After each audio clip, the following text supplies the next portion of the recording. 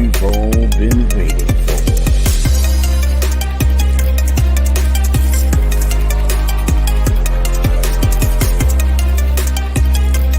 Tonight's main attraction.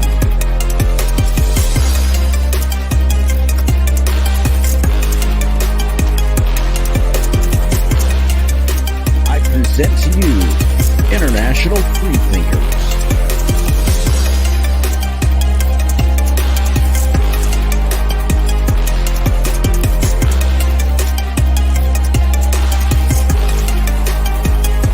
Listening to the We Are Sober podcast.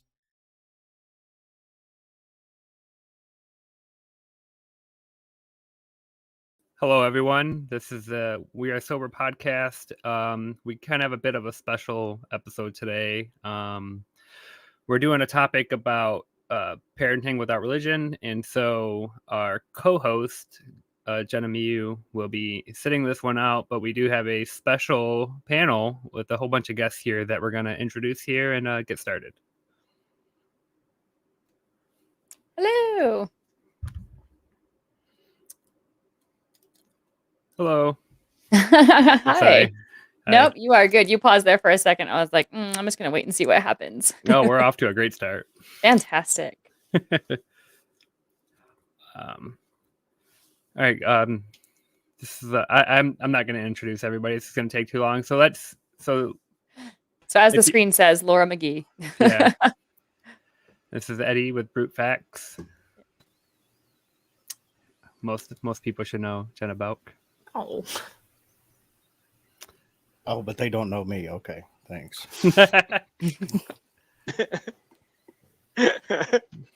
They probably don't. Nobody knows me. I know you. Hello. Hello. So we don't always have like a special topic or anything in particular, but today we decided we would do something a little interesting and kind of have a panel discussion or a bigger group discussion about parenting without religion. And something that is interesting about our setup and what we're able to put together here is that we have people with, multiple generations, with older kids, with brand new kids. Mine are very young. I know some of them are very brand new. So I think it'd be good to have that conversation about somebody that's been doing it for a very long time or somebody's brand new, kind of what to expect, share some experience, share some knowledge, some expectations, and just kind of see where the conversation goes.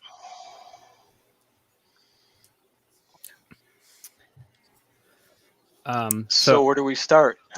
Wherever we want. So one thing that we kind of brought up before the show is that talking about children, especially in atheist circles or some circles where it's a little more privacy oriented and you're not really open about private information. We don't really talk about our kids a lot. We don't have these opportunities to be open about it. And a lot of people are very hesitant to speak about their personal lives. So I kind of wanted to take the opportunity to kind of open up about some of that and some of the experiences, some of the concerns that we have, especially in areas where, say, schools or friends and family or in churches are not necessarily very open, or you might not even have secular options available for these areas. So I have a question right off the bat. When you say parenting or maybe even secular parenting is a very private thing, are you talking in terms of maybe on social media, or do you mean like in the community? What exactly are your impressions on that? I think in particular, in my experience, because I operate mostly on like Discord or some private Facebook groups where people are a little more private about their information in general. Some people won't say where they live. They won't talk about their spouse, their significant other. They're not going to bring up facts about their children. And a lot of it is safety concerns or privacy concerns, or just trying to limit the amount of information that's publicly available. And I've never had it happen to me, but, people have had personal attacks on their family just for expressing their beliefs or their opinions. And when you're in that situation, you try to keep, even if you're an activist personally, you try to keep your family out of it, or a lot of people do. Yeah, I can absolutely understand that. We just had that recently in our community, right? Where we had somebody who was attacked online and stuff. So yeah, I completely get it in terms of online. When you were talking about it, I thought that maybe you meant just in our social lives as well. And like, man, do I talk a lot about my kids. But I'm right there with you on social media. The only people who are on my Facebook page are people who I actively interact with and am friends with. Even, I mean, even if I haven't necessarily met them in real life, if I've had enough interactions that I'm comfortable with them, as several of these panelists are my friends on Facebook. And the rest of you hopefully will be one day. But I cull it all the time. I'm constantly cleaning it out. So if there's somebody I'm not interacting with much or don't know very well, I'll just take them off my Facebook. So I know exactly what you mean, that whole, you don't want to put your family out there too much, because there are some really crazy people out there who do desperate things when they disagree with what you have to say. Right. And I think for me personally, I do talk about my children a lot, but I don't talk about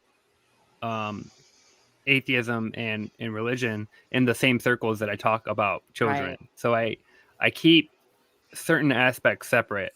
So there's very, very few places in person where I'm very open about religious stuff or secular stuff or whatever. Yeah. There's certain people in certain groups and stuff, but it's generally not the same people places I'm gonna take my children to. I'm probably pretty naive, but I'm an open book about everything. Like, I actually just did a show the other day where I actually was holding my child, talking about how pro-abortion I am. And I appreciate that and like that, actually. I do. Now that you mention it, I do talk quite openly about my kids. I don't have people on my Facebook where I'm discussing my private life. Like, hey, I went to this restaurant, or went to go hang out at this pool. Like, all those pictures that I put up of everything, that I keep pretty private. But otherwise, I'm right there with Jenna. Like, I've even had my kids in little snippets on a few of my videos that I've put up. And they love it. They think it's hilarious. So yeah, I think it's a matter of sort of weighing what it is you're putting out there and how much. Right. And everybody's situation is unique, and your risk factor is unique. It's very individualized on Absolutely. what, and we need, and we definitely need people who are in a position to be able to share their life and share their family and normalize this stuff to do so, if they're comfortable doing so. It's different. Yeah. It's important to show that we are a fully functioning, decent family, and not just the activist person is the only one that you ever see. I think that's one of the reasons that I do that, is because I have nothing to hide. I just, I don't think that what I believe is something to be ashamed of. Right. So. Yeah, I think that's the beauty about this panel as well. So I think that's the beauty about this panel, is that there's so much diversity on this panel.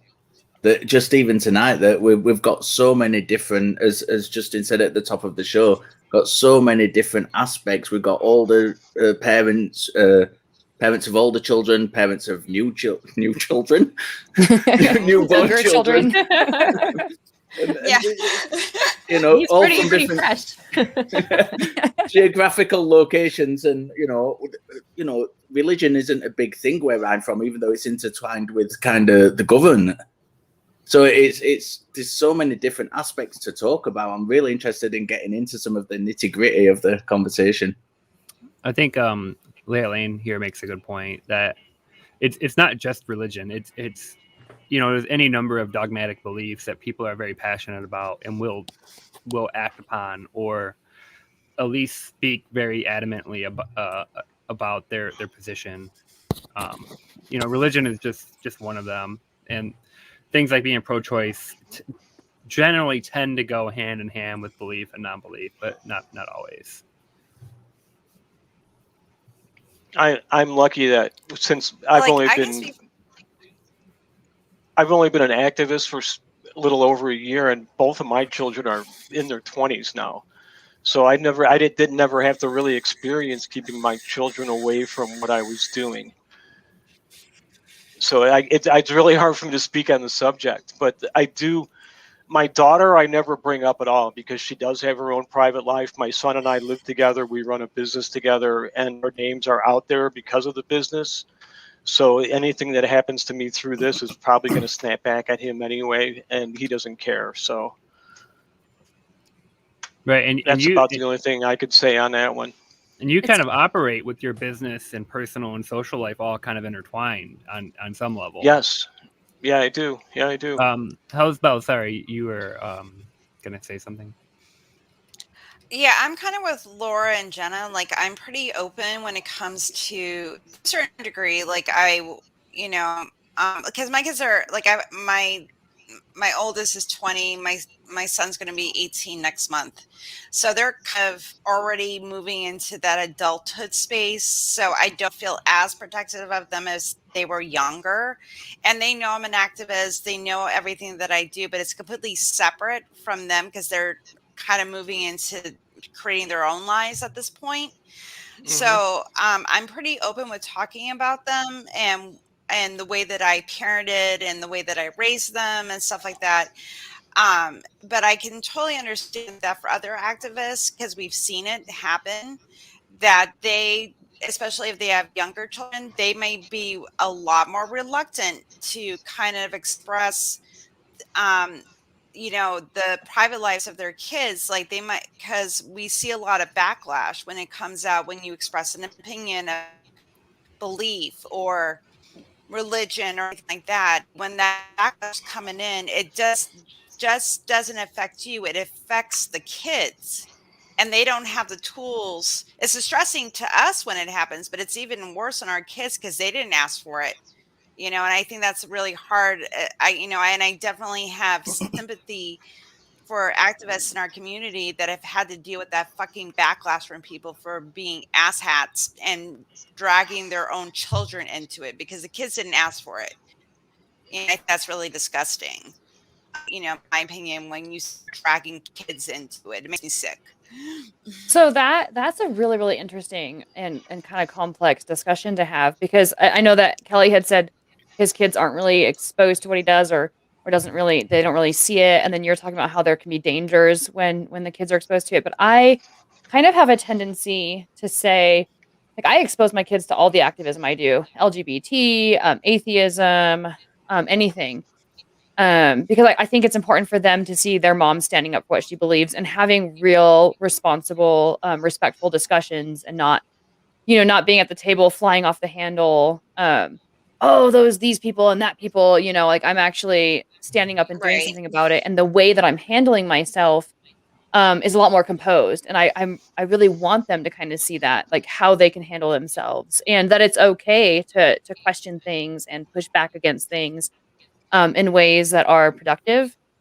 So they even participated in a lot of, like, I volunteered for Orlando Pride a few years ago, and they helped me with it. And we were going to go do the Pride Parade before COVID kicked off, and they were all excited, getting their rainbow stuff ready. They were super stoked, and the only thing that stopped them was COVID.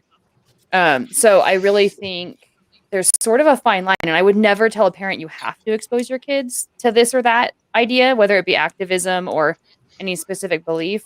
But I also wouldn't necessarily shy away from it. I think there's sort of a balance that needs to be struck. I think I think more of my concern is people that want to use children as a way to get at the parent, as a chess piece. Right. That kind of, like, that's the stuff that I'm disgusted with. I'm like, if you are an activist, model that for your kids, because I'm trying to model that for mine. That we speak up for what we believe and what we think is right and stuff like that. I just get more disgusted at the other side, where, like, you're the activists and people on their side want to drag kids into this bullshit because, it's like, why are you dragging my kids into this? Your beef is with me, not with my child. And I find that insidious and disgusting. That's the problem that I'm having, not on our side, where we're trying to model good behavior and sticking up for our beliefs and what we want to see, the change we want to see happen in the world. That is the other side that I'm more like, fuck you, man. Oh no, I totally agree. I think it's a sad state of our society that we have so many people who feel they need to keep their children protected Mhm. because they don't have a certain belief that's prominent in society. I think I'm not concerned at all as a theist and as a Christian of having hate directed at my kids. I just choose to try to keep, as private as possible just to protect my career and everything else. But I think it's a sad state of affairs that we live in a country and a society this day and age that because you don't have a belief that most people have, you have to really fear your kids being targeted. I think that says a lot about our society. Yeah, and I so I mean, Eddie, you're the only theist here, and we're kind of harping on that, the responses that we get from theists. But I think we mentioned earlier before the show that it's not just religion. It's it could be something about your position about being pro-choice or LGBTQ plus activism, where people, when they're entrenched in their dogmatic beliefs, they can attack you, or they will go after any and everything that they could potentially attack to try to hurt you. So it's not just theism, and it's not always like some of the worst like vitriol that's online is from pro-life people, theists or atheists or whatever it may be, basically saying you're not fit to be a parent, or you support murder and all this and stuff. That's easily just as bad as the theist versus atheist back and forth. And it has, and it tends to go hand in hand religion, but it's not always. And some people are far worse than the conversations you typically see between theists and atheists, or, when there's a lot of secular discussion. I don't disagree at all. I am pro-life, but I'm philosophically pro-life. It's not because of my religious position. If I was an atheist, I'd still be pro-life.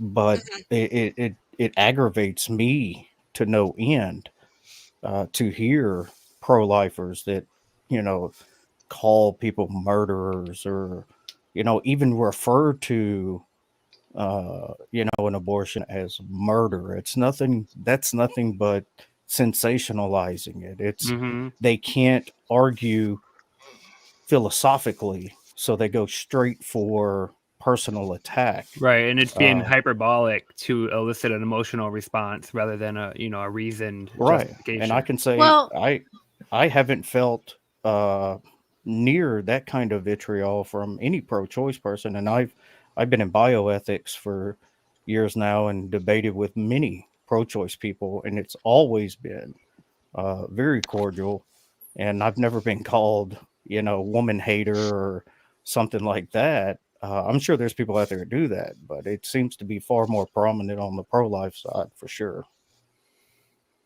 What were you going to say, Jenna? Well, I was just going to say that when I was a Catholic, I was pro-life, and it was for the murder reason. The definition of murder is the ending of a human life. And looking at it, I was like, well, it's always a human life. So no matter when you end it, it's always murder. And so that's how I saw it. And that's what I believed. But then after just doing some research on my own, I maybe it's a philosophical change of mind, I'm not sure, but I don't view it as precious as a child that's been born. I just don't view it the same way. I don't put it on the same scale anymore. Well, there are, but the thing is, there are good philosophical arguments for the pro-choice position, and any pro-life person who's not willing to admit that there are good arguments for it, for like a personhood argument or something, or valuing sentience or consciousness or something like that, and having a certain level of consciousness or awareness is when we are moral agents and have value. There are poor arguments on both sides, but there are good arguments. And it took me a long time, really getting into the bioethics side and the academic literature of it to realize that, the angle that a lot of pro-choice people are coming at is, it's not that they devalue human life as much as a lot of pro-lifers want to say that they do. It's that they value the mother's autonomy more than they value a quote unquote potential person or something like that. So there are decent arguments for the pro-choice position. I think you're being way too reasonable. We need to stop this. Well, I've been doing this a long time. I will tell you, I was one at one time who viewed it as, who would say that, yeah, it is murder. Mhm. I kind of want to get it back on track a little bit with parenting. Yeah. So one thing I do want to ask, because this is an issue that I ran into personally recently. My daughter is young. She's 4. She's just starting preschool. And I started looking for schools and programs to put her into, and the majority of them that seem to be any good are religious based, or it's unclear if they're religious based. And granted, these are typically the best schools that are available, but we don't know what else they're getting in that education. So does it matter? Because my children, my daughter's 5, my son's 8, and maybe it's a different situation because of the geographic differences, but my kids go to a Catholic school for pretty much the same reason, that it's the best school in our area. And you know, we've had conversations. They talk about God, they talk about religions. Well, they're not talk about religions, they talk about Christianity. And my wife's an ex-Christian, and we do everything we can to instill good thinking in them, to allow that they can make their own choices and think the things over themselves. None of my children believe in God, despite being so young and going to a Catholic school, because we've had the conversations. They're aware of different religions and different ideas, and the fact that you can think things through and make your own choices and decisions. But so there's no if it's a private school, there's no public curriculum doesn't apply, right? So there's no laws, or in the US there's no laws or rules dictating what they are and are not allowed to teach. So they are literally allowed, and sometimes encouraged, depending on the type of school, to teach biblical variations of the science of like creationism and younger stuff, and things that you won't, that aren't allowed to teach in public schools. See, that's the difference between us, because we don't have that in Britain. Yeah. So in private, go ahead, Helen. Like I was going to say, like, I remember when I went to Catholic school that science and religion were 2 different subjects. Like when you went to science class, you learned science, and when you went to religion class, you learned theology. They were not combined. Like you learned like earth physics, you learned biology when I went to Catholic school, as the Catholic Church does recognize science. But like I totally understand the concern. If you're going to put your child into a religious school, what kind of education? Like we know that about the Catholic tradition, but if you're worried about putting your kid into maybe a more fundamental Christian education, they might not be getting that separation, and then it gets combined. You know, the theist stuff with the the scientific stuff. You know, and it's hard. And when that happens, it's harder to parse that stuff out, especially if you're trying to teach your kids to make up their own mind and stuff like that. And teachers and their education have so much influence on our kids. So depending on how you want your kids to grow up and think and develop those good, skeptical tools that, we kind of advocate for, it can be really hard, when we want to bring that education to our kids.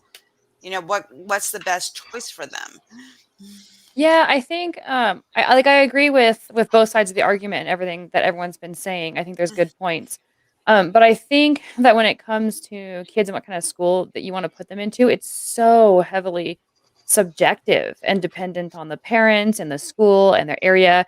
I know, like in America, people who live down south in certain states have a lot more to contend with in terms of religious teachings within the schools, even within the public schools, than people say like on the West Coast. So I think that conversation, like, it has to be super nuanced, and like the only thing I can say is if an individual parent, like say Richard, is comfortable putting his kids into a religious school. I also have a really good friend who is an atheist, and she has her 2 boys in a Catholic school, and they are excelling, right? And but they're also not necessarily. She hasn't noticed any sort of indoctrination that scares her or anything like that. Like it's a very good school, and it rates very highly in our area.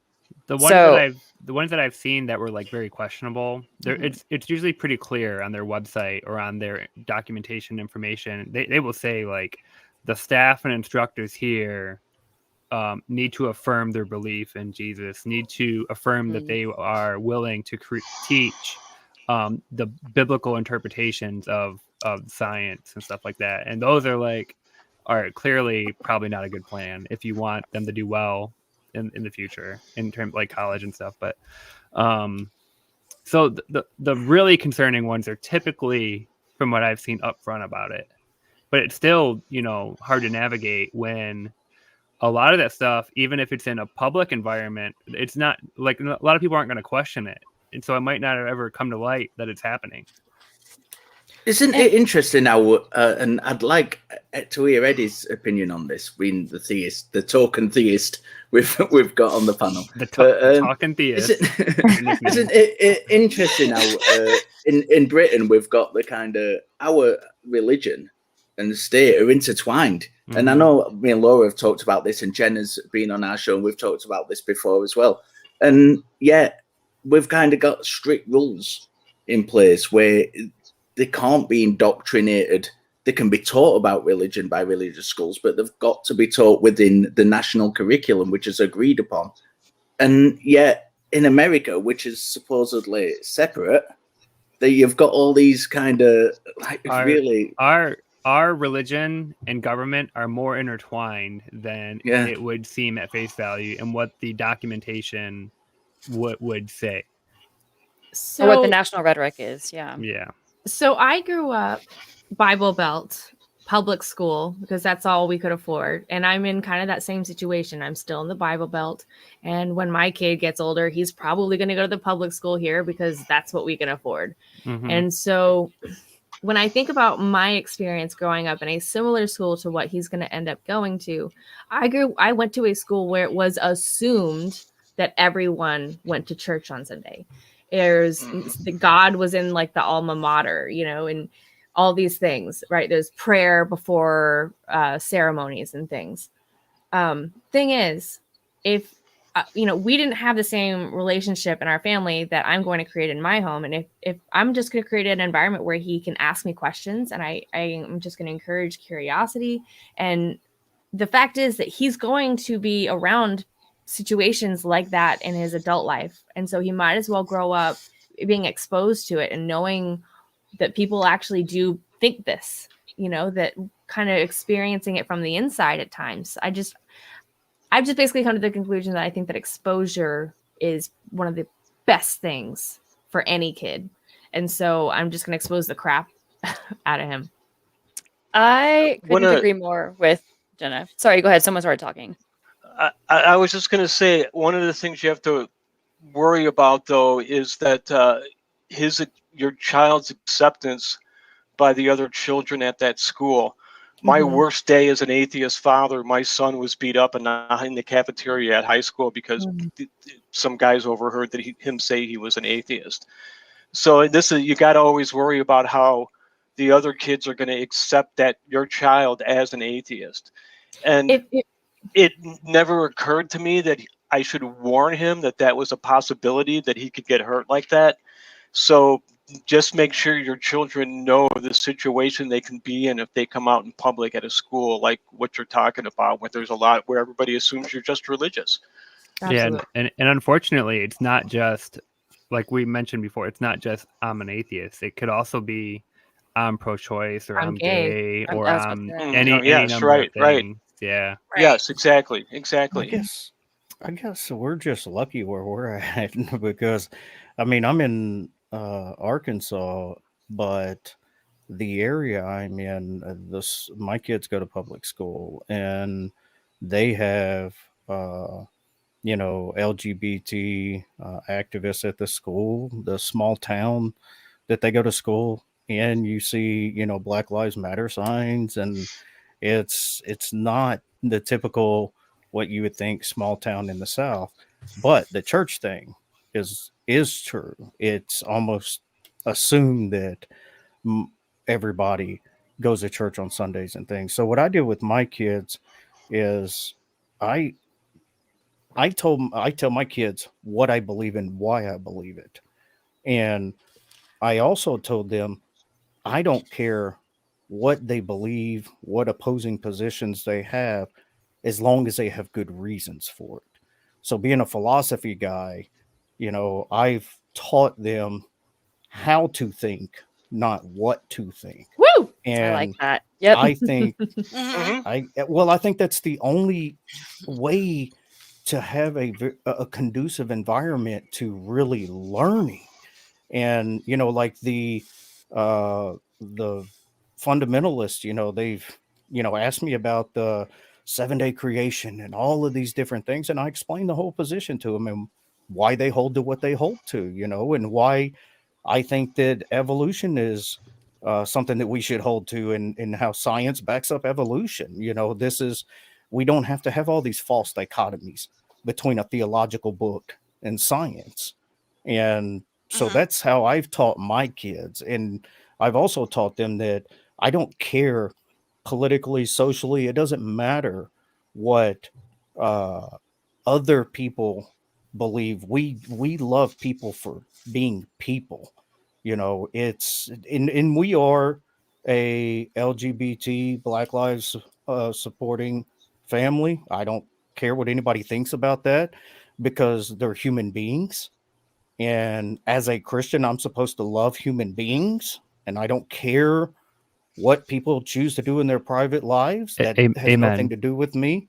Amen, baby. Yeah. Let's So get this if all theists and atheists could be more like all of us on the panel, where we're all just like, hey, whatever you believe, it's how you treat people, or hey, whatever you choose to believe, make sure you thought about it or given it thought. Like if everyone could be like us, we wouldn't even be having these arguments, right? Yeah, I agree. And If people would look at people as human Right. beings Exactly. and stop looking at them as political positions or religious or non-religious positions, stop the us versus them, the we versus they mentality, we could all get along a lot better.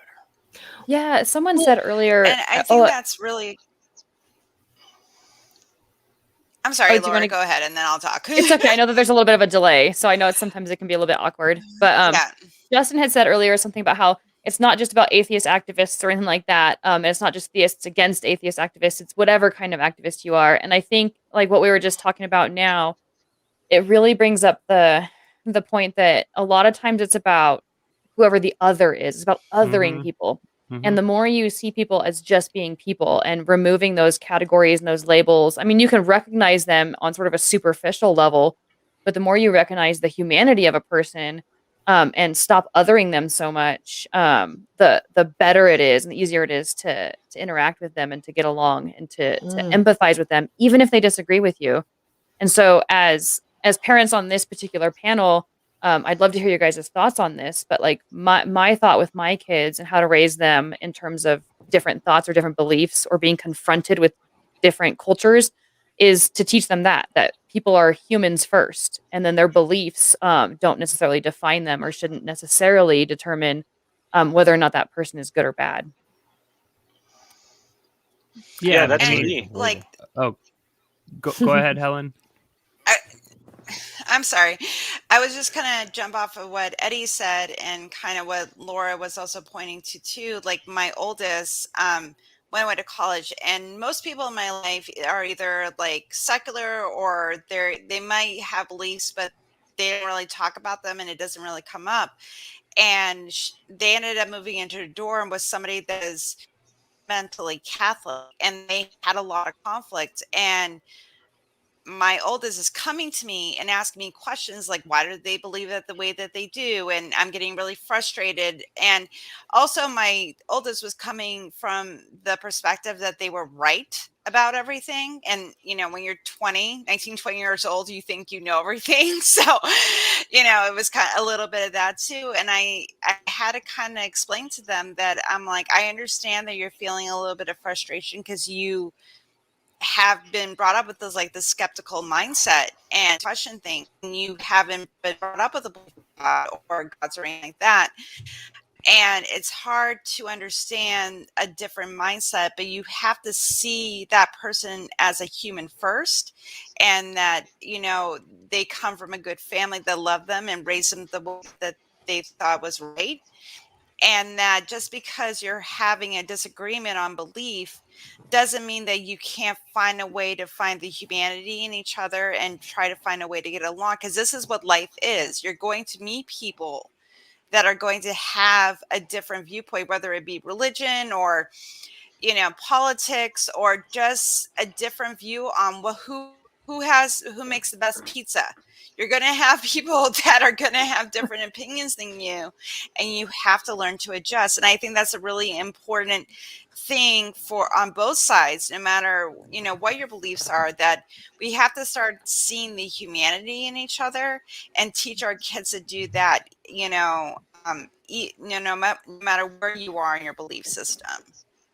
You know, that we have to kind of bridge that gap between the differences anymore, instead of like locking into a position that I need to be right all the time.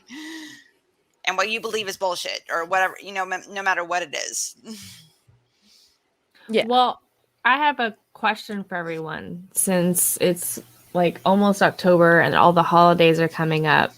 I know that one of the first questions that I got from my family was, well, you still can celebrate Christmas.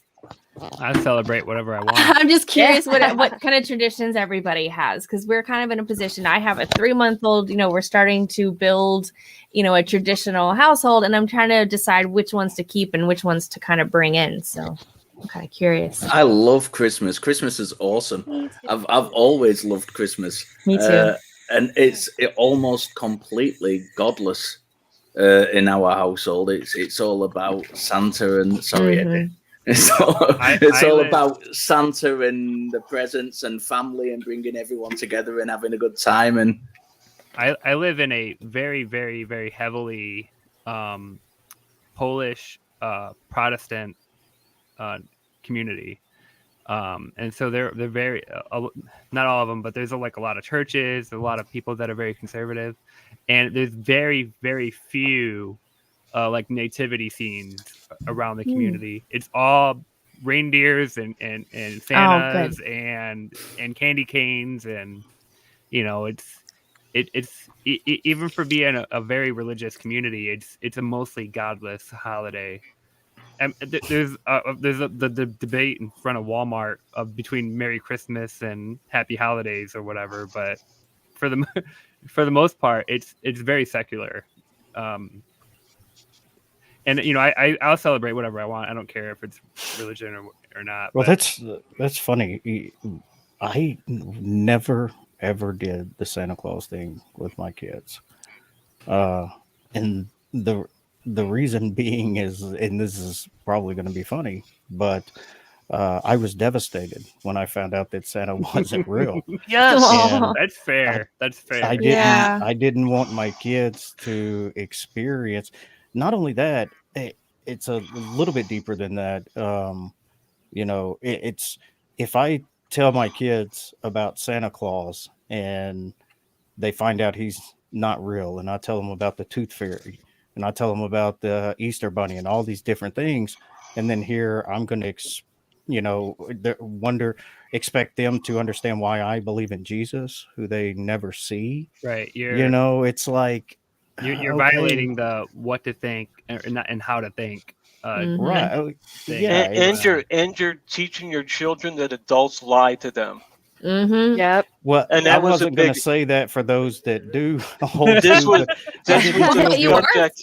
lying. This was the is a subject parenting of tactic. Go ahead. Do you want to I go, would Justin? say, look, lying is a parenting tactic. The TV goes to sleep at 9 p.m. I don't care what anyone says. There's a healthy place for lying and parenting, is what I hear you saying. But I get what Kelly's saying. I think he should continue.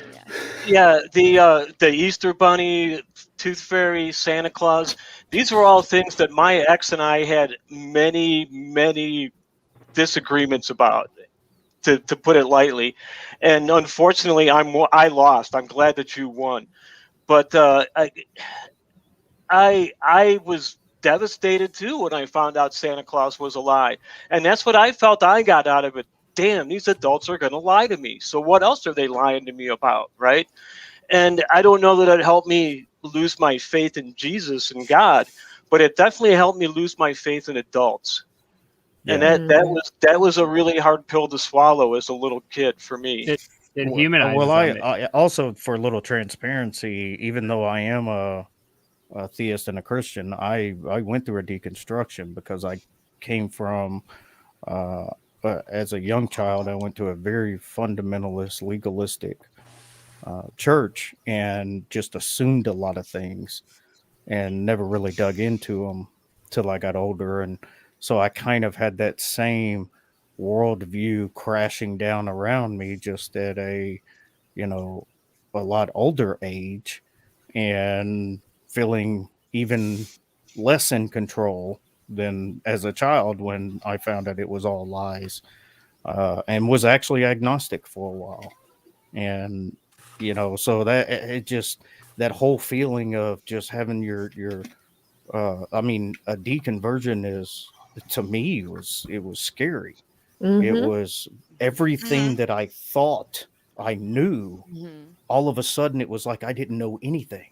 It's like I'd been lied to, about all of these different things, and the whole worldview just tumbled around. It was kind of like a Cartesian doubting. I had to start from the bottom and kind of build my view back up to one that made sense to me. Yep. So rebuild your reality.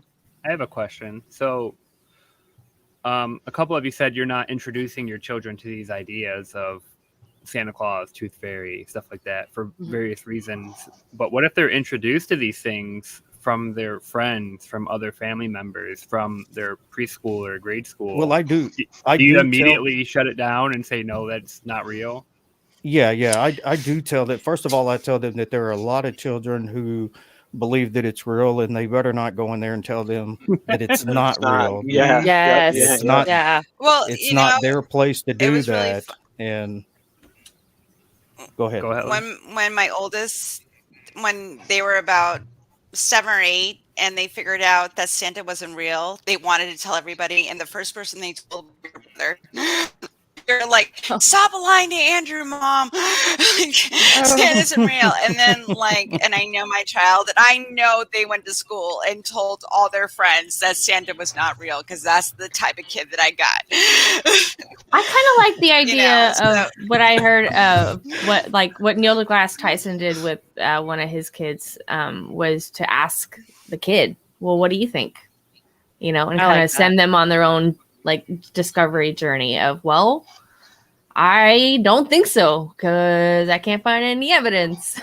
So, do you know what I find interesting in all this? That's a pretty good kind idea. Of the idea that and a lot of atheists do this when arguing against religious people, and it frustrates the fuck out of me. And it's when they sit there and they compare Santa Claus to God or Jesus or whoever, and to me they're not comparable. When you're brought up in a religious household or in a religious community, it's there all the time. It's constantly there, and certainly from my perspective, when we talk about Santa Claus, it's a storybook. It's no different to any other storybook, and I think it's not something that's as devastating to let go of when you find out it's not real. My oldest knows Santa isn't real, and the Tooth Fairy isn't real. My daughter's kind of on the borderline at the minute, and there was never at when I found out Santa wasn't real when I was younger, there was no kind of devastation. When my son found out Santa wasn't real and the Tooth Fairy, there was no devastation there. It was just like, yeah, I kind of know these are fictional storybook characters. I think it probably permeates our society much more than it does there, because we used to hear on a regular basis throughout the year, you know, as a young kid, that if you're bad or you do this, or when Christmas comes, Santa's not going to bring you this. We have the U.S. military tracks Santa Claus. Right. That is true. Every Christmas, the U.S. military tracks Santa Claus. A little fight, we have conservative news hosts going on TV telling, you know, the audience and, you know, hey kid, Santa is real and he knows if you've been bad or good, like on national television. Conservative news host? Well, this is on like Fox News or something. But okay. I don't know how many of those there are. But you know, it's not as widespread. But like, if the kid is watching TV and somebody on TV tells them this, they're not just gonna like dismiss it out of hand. Well, and Christmas music plays for like what, a third of the year. I know it's like everywhere. I have a rule at my house. It's all Jesus Christmas music. Jenna, you know it's going to start next month. Yeah, we won't. Yeah. We will not have like, Christmas music in this house till after Thanksgiving. Yeah, November. We're going to have Thanksgiving, and November then 1st, we'll do Christmas. November 1st is Christmas season. And then January 1st, Halloween season starts again, right? Yeah. My wife will listen to Christmas music, and I'm not even talking about the religious Christmas music, just the whole mystical idea of the holiday. She loves Christmas. So it's as soon as it starts playing on the radio, she's blaring it, and it's like, bro, we just finished Halloween. Why are we doing Christmas I music? get it. It's really uplifting. That's my thing. Like some stuff. Like as soon as the stars start switching over, like, because Halloween's my jammy jam. Like it's my favorite holiday. And when I see Christmas stuff up against Halloween stuff, I get really annoyed because I'm like, it gets its own month. And then on November 1st, then you can put up your Christmas stuff. Let me enjoy my holiday. I actually have family that don't celebrate Halloween, because it's the opposite of All Saints Day. It's as young couples, we went through that little phase of, it's an evil holiday, blah blah blah blah, and then this was before the deconstruction, and then when I actually looked into it and saw it was something that came from All Hallows Eve, and originally was just a pagan holiday mixed with a Christian holiday, and it's Christmas too, right? Yeah, it's just so intermingled. It's might as well be pagan. But, yeah, I mean, they're most of our holidays were co-opted. Yeah, well, Catholic Church did a lot of that on purpose, you know. So what Jenna says? Yeah, and I used to be pagan, so that hasn't left yet. I'm still pagan at heart, even as an atheist. So. Like some of your rituals. I'm sorry, Laura, go ahead. I didn't mean to interrupt you. Such a heathen. Oh, no, that's okay. Yeah. No, I was just going to say what Jenna said, and then what Eddie was kind of piggybacking on, brings up a really good question that I wanted to present to everybody else. And I'll tell like my story first, but like when you have different family members who have different beliefs than yours and celebrate different holidays, like how the children, like how you handle that with the children. Because my brother has about as many kids as I do, and they don't celebrate Halloween. And I know that it becomes, and that's my favorite holiday. Like Halloween and Christmas are like tied right up there at top. And I really get into it. My kids really get into it. So their kids see that, and there's contention and like jealousy, not necessarily bad, but the questions come up every year. Why can't we go trick-or-treating, or can we go trick-or-treating with them? Or my kids will be like, why can't they come trick-or-treating with us? And every year there's contention. And so they have to have their conversations with their kids about why they don't do it. And we have conversations with our kids about why they don't do it, and to respect them and to just say, you know, like, hey, you can share your Halloween candy with them if it's okay with their mom and dad, or, you know, like, hey, well, we can have them over for a dinner, like around Halloween, but we're not going to invite them to our Halloween party. But it actually is significant enough that it creates a lot of conversation among the two families. So I'm wondering how you guys handle that when you have kids that you raise one way, and then you have family members or close friends that raise kids a different way. How do you handle those conversations? I think that's really interesting because I've got pretty much a complete opposite kind of experience in that I've got the best man at my wedding, as you know, we've talked about before. He was a Muslim.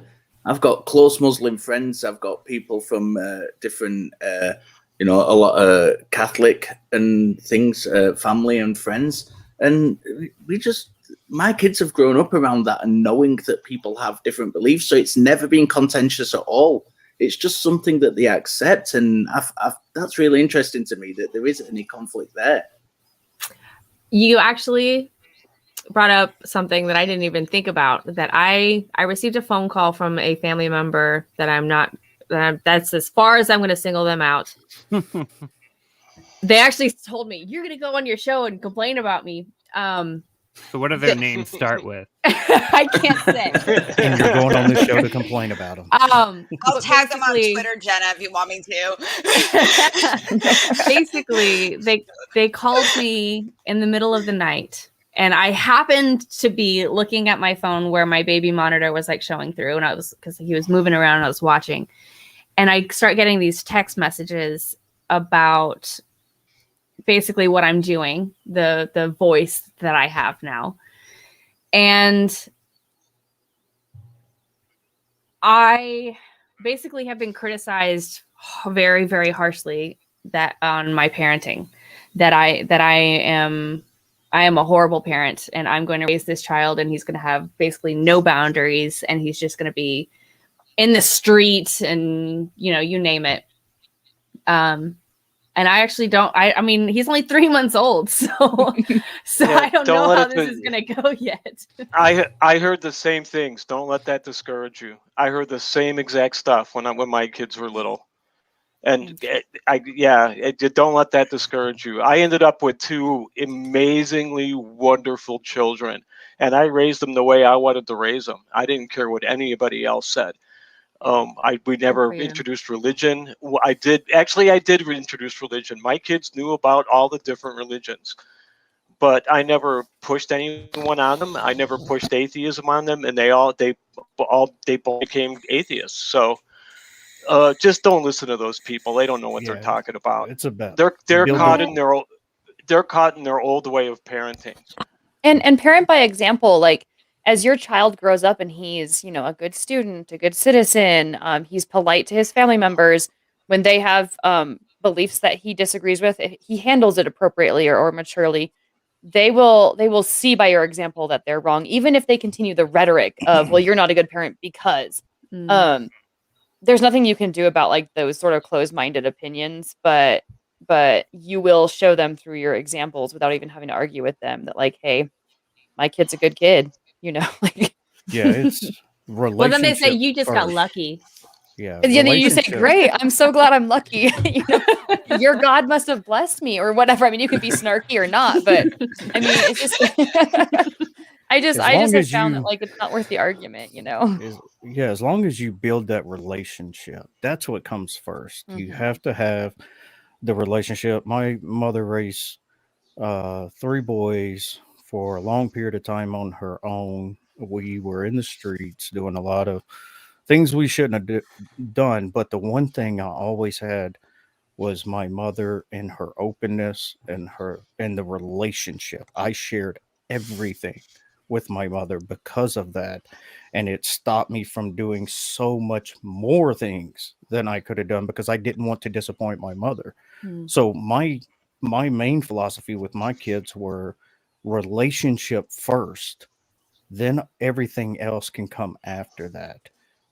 If we force an ideology onto them or a religion onto them, and I don't mean being a humanist and teaching them about value, but if we go forcing different type of political positions or religious or non-religious positions and all that without having the relationship, then that's what kind of has a melting pot of rebellion and lack of proper thinking skills at the same time, which is, just a recipe for disaster.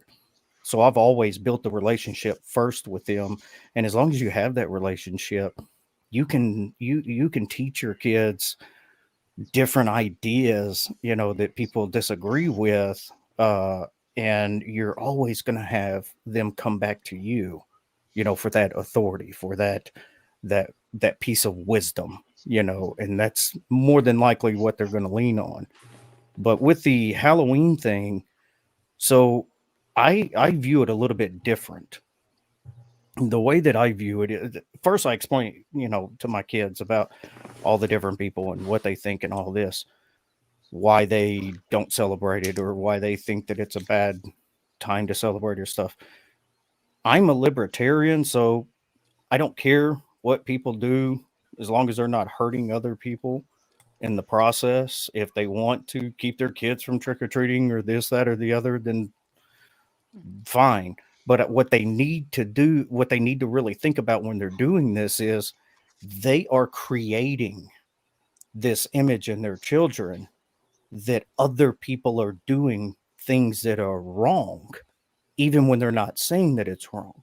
Because usually they say, we don't celebrate this because it has pagan origins or it has evil or demonic origins or this. So they're painting this picture in these kids' minds. Well, we don't do this because it's wrong, but they go and do this. So they're inadvertently teaching their children that all these other people are out there doing evil things.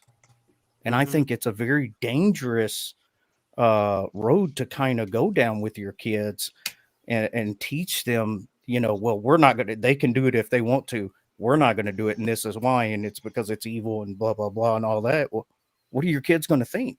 They're going to think other people are doing evil things. Yeah. And but also, this also on that point too is like, we know that like kids really value the social interactions and the things that get to do with their friends. So if your friends are going out like dressing up and going trick-or-treating, or they're celebrating birthdays, or they're celebrating different holidays and they celebrate, that social isolation for the other kids can make your own children feel like those kids are weird.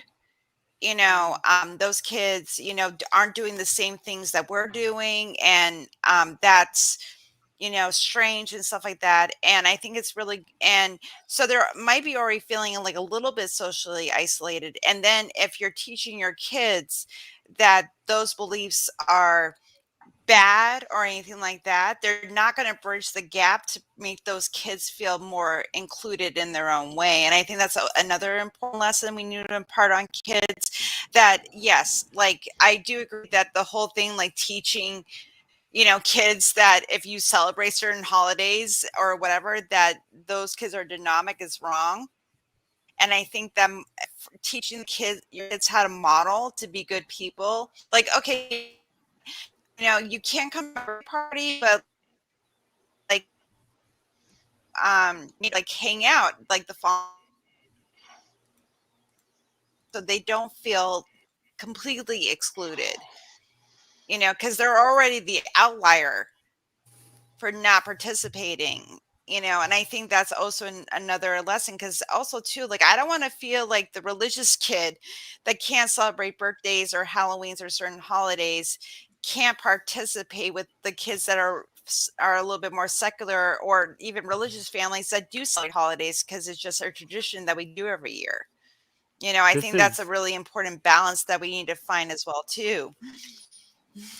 The holiday is just one of like many things that we kind of do this with, right? I mean, even something like sports are very divisive in schools. I mean, if you're like a very intellectual family, very highly educated, and your parents are engineers, whatever it may be, there can be a stigma of like, oh, they're just dumb jocks, don't talk to them, don't interact with them.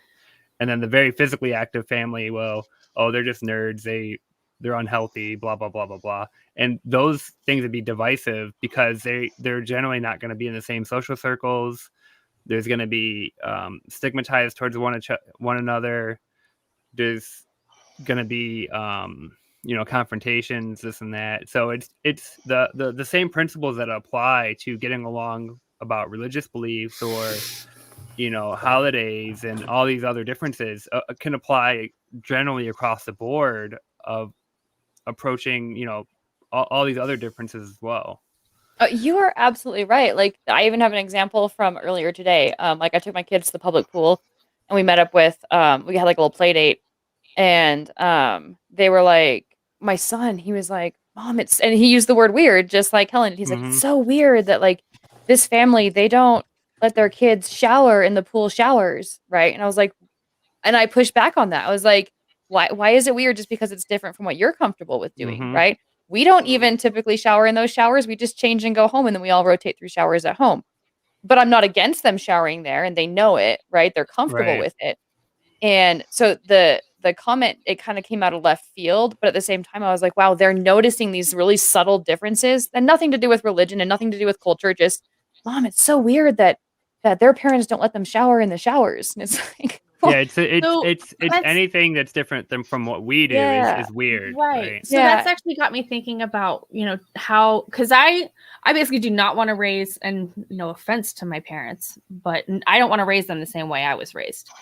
And so now I'm trying to think of these things of, okay, well, how am I, what kind of values am I going to distill and how am I going to do it? And I'm wondering if y'all taught them about basically, like, what I'm thinking is when you say something and label it good or bad, I wonder if putting it on a spectrum of both can be helpful. Well, how good and how bad is it and why? I wonder if that's, I got one head nod.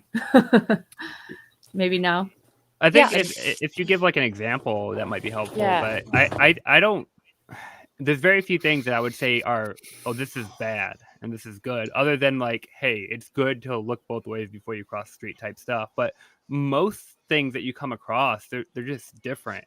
They're not necessarily good or bad. We've done that with things like smoking. Like if we see people smoking, we'll say, smoking is bad for you because it's unhealthy. It can, etc., all the negative things that go with smoking. But in general, as Justin was saying, I don't think come across many things that you're polarized to the extent that it's good or bad. There's so many shades and degrees in things. Right. But I think I was just taught in such an extremist kind of way. Like, this is good, always do this. This is bad, never do that. And it's like, well, okay, I can see how those things are in, the good box or the bad box. But there's always a line. And if you're not explained, if you don't understand that before you go out into the real world, and then you find out that there are these lines that connect these things, then you just kind of, who knows what can happen. I speak very metaphorically. I'm sorry. No, but I think I understand now what you're talking about, because that's how I was raised. I was raised very black and white, right and wrong, and good and bad. And I had to fight through a lot of like deprogramming and reprogramming to get my brain off of those extremes. So I kind of get what you're saying with teaching your kids more of the subtleties. Like, well, when you do things this way or to this extent, or in this is way. Why. Yeah. Well, so I'm curious, actually, Eddie, about your perspective on that, on the spectrum of things, on the polarizing. Yeah. Luckily, though, we were kind of just shipped off to Sunday school, so we got the kind of indoctrination and black and white idea, no gray area. Not so subtly.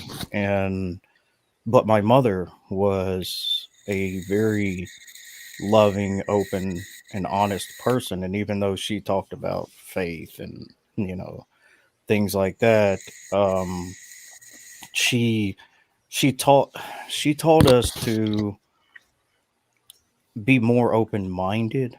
But I think the years of being in the Sunday school at the church that we were at had shaped our mind, or at least me, in such a way that it was often I say, I like to debate online and things like that, just for the fun of it. It's, but it's always cordial. It's just kind of like a intellectual sport. And I often don't make a distinction in fundamentalists, whether they're atheist or Christian, because there's a mindset that's really hard to break. And a lot of fundamentalists that become atheists don't break that mindset. It takes a while to kind of start to view the world, where it's not so black and white.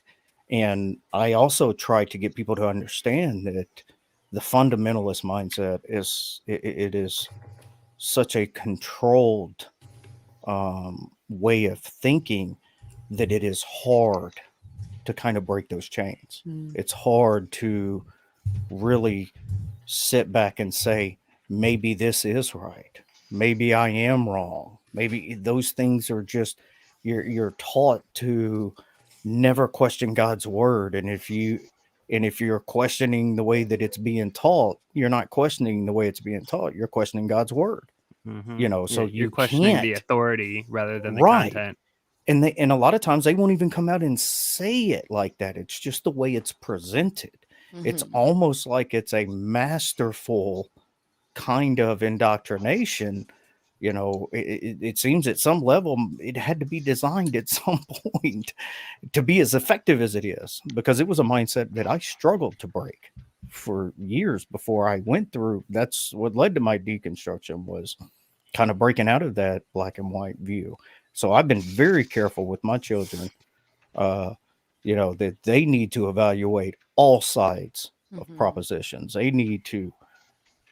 You have to have intellectual humility and honesty and say, when you approach something, you try to do it as objectively as possible and say, can I be wrong? Is it possible they're right? And then approach their point of view or the paper you're reading or whatever book it is, because that has unlocked so much in my view. I'll give you a perfect example. I'm a former conservative. I grew up far left, and then I swung hard right, and I've kind of, settled out in the middle now. But I read a book that's called, and it's a phenomenal book. Everybody needs to read it. It's called The New Jim Crow. And it's about the prison industrial complex and what it's doing to minorities in this country. And I read it with a skeptical mind and fact checked a lot of the things that were said in the book. And a lot of those facts were absolutely true. And I was just blown away at this whole different perspective that I came away with, understanding how our prison system, and I've seen this firsthand. I grew up with, in a rough neighborhood, and I've seen people trapped in the system, and I still at that point blame them, and never blame the system. And then when I read this book, and it just kind of unlocked it. I approached it as, okay, let's see what she has to say. She's possibly right. Let's fact check it. Healthy dose of skepticism. And as I went through the book and fact checked the book, I was just absolutely stunned at the statistics and how accurate it was. And it literally changed my entire view on it because of the way that I approached it. I love it. All right, and with that, we're gonna start wrapping up here. One thing I wanted to, thank you everybody for joining.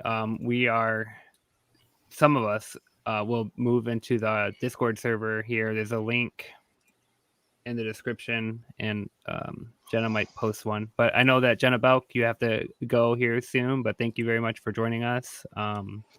I know you've been on before, and we'll look forward to the next time.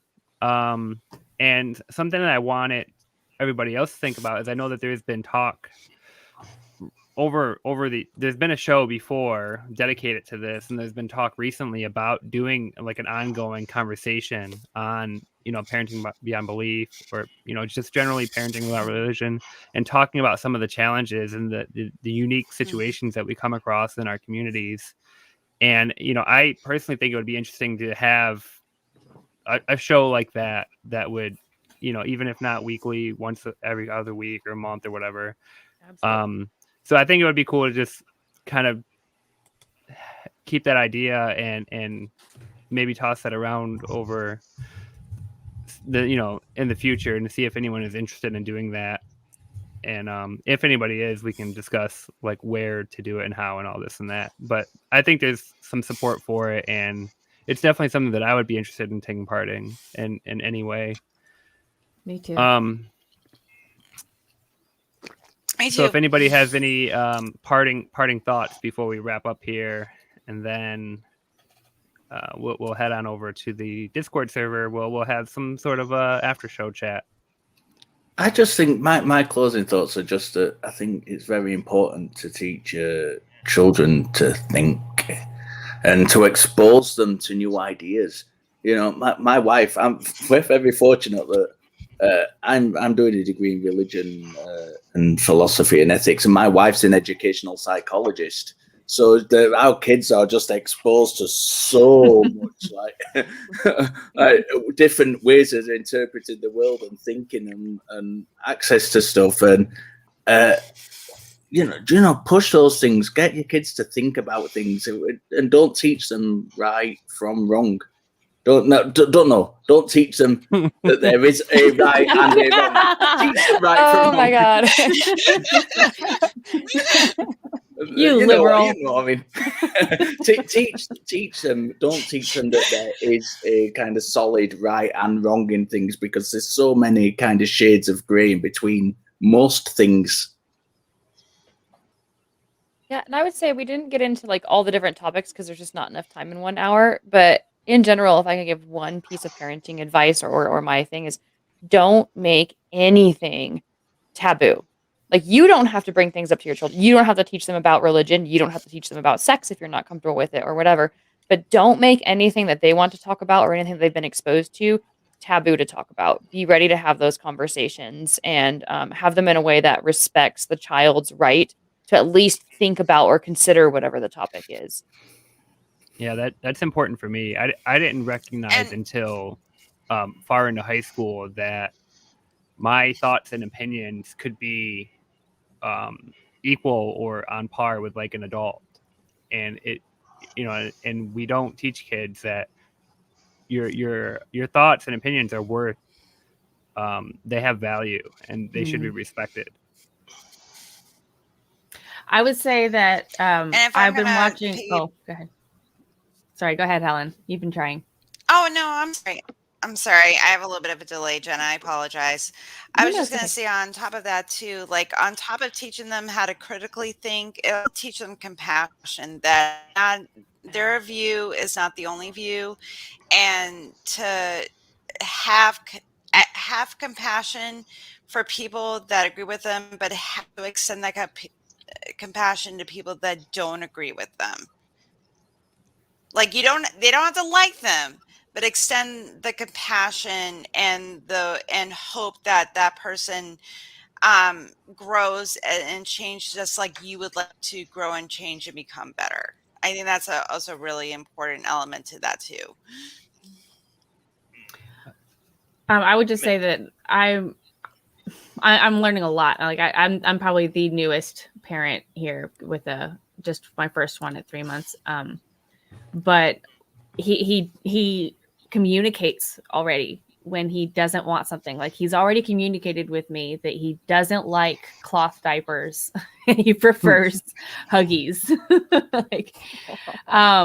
But so I'm just excited to see where this is going, but I'm learning a lot from the great courses. And so I'm just going to throw that like shout out there that there's several actual, like they used to say there's no parenting classes. Well, now there are. The great courses just broadly is absolutely it's fantastic. Awesome. And they have audio books and everything. Yeah. They're amazing. I highly recommend them. I can't wait. One thing that Jenna, I'm sorry. One thing that I go ahead, Kelly. Go ahead, Justin. I was just gonna say I Go can't ahead. wait to like see the progress of Jenna Belk, just because you're so open and you are talking about your experiences and what you're going through, like raising children. Like, so we kind of get to see some of that publicly. Yeah, and this is from the beginning. It's going to be interesting to follow. You'll have a vlog soon, and your own all kinds of stuff. Just for my last word, I'd like to say, just make sure that you teach your children that just because they're going to be accepting of everybody, not everybody's going to be accepting of them. So they need to be careful too. Absolutely. Eddie, any last words? No, I think they all said it well.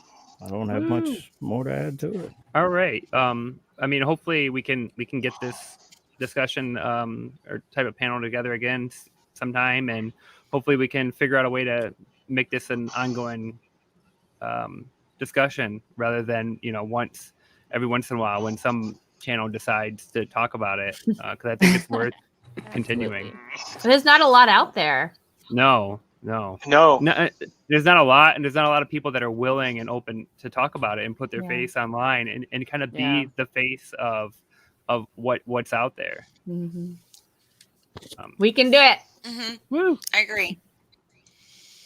Go team. Go team, go. All right, we're gonna our team, not their team. So the links are around. We're gonna, right, exactly. I'm we gonna have move. our own team. I'm gonna move to the IF Discord. The links are in the description, and they're probably in the chat. And then we're gonna sign off, and we'll see you all next time. Thanks, everyone.